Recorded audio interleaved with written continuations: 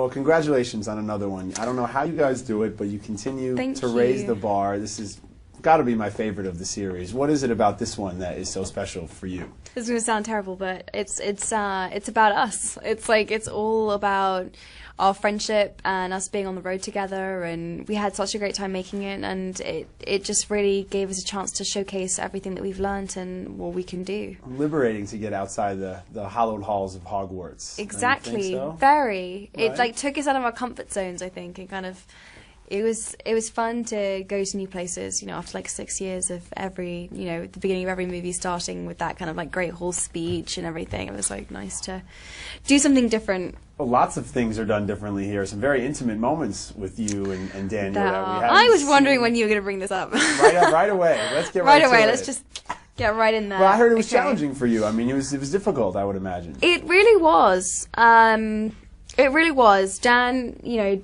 we obviously have a lot of history. We grew up together, and doing the kiss was just, it felt so bizarre. But luckily Dan's very chatty and sweet, so we had a good laugh about it. But it was definitely awkward. And I'm sure that everyone on set, including yourself, had a good laugh at him dancing. He says I use that term a little loosely to describe what that was. Yeah, he bless him. We had fun, you know, like it wasn't meant to be perfect. It was meant to be spontaneous and silly and, you know, just like unchoreographed. So I was like, did you have a choreographer for that? And I was like, that would have been awful if that had been choreographed. Somebody would be stealing paychecks if they were saying they were choreographing that scene. But he had fun with it, and it is different to see you guys outside of Hogwarts. So, it is. When you look back at the experience of this film in particular, it's obviously something you're very proud of, but at the same time, you have this great sadness, I'm sure, surrounding it, because it is the end. So describe to me those last few days on set. It felt really hard to process. You know, we've been talking about the end for so long now, and we've been making these movies for like 10 years, that the actual idea that it was coming to an end was very hard to like take in.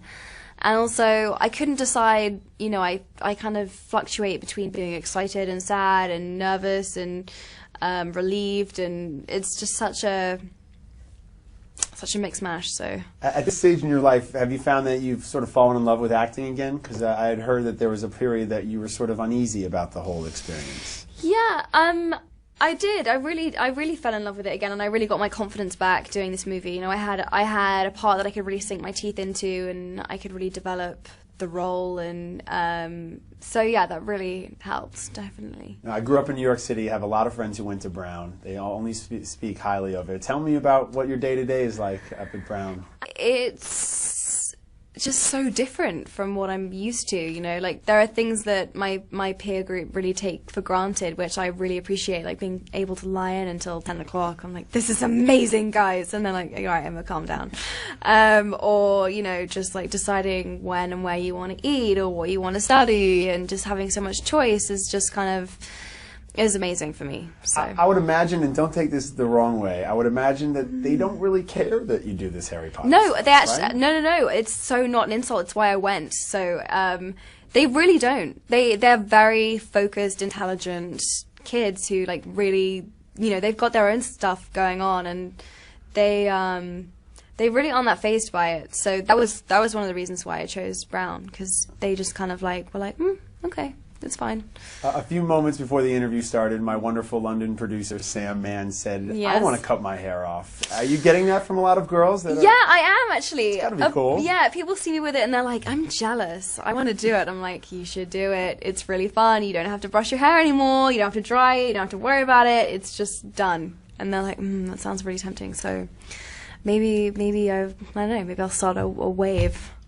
Although guys don't really seem to like it. They seem to like it. Let me speak on behalf of men everywhere. I disagree with that statement. Really? Yeah, let's throw that one out the window there, Emma.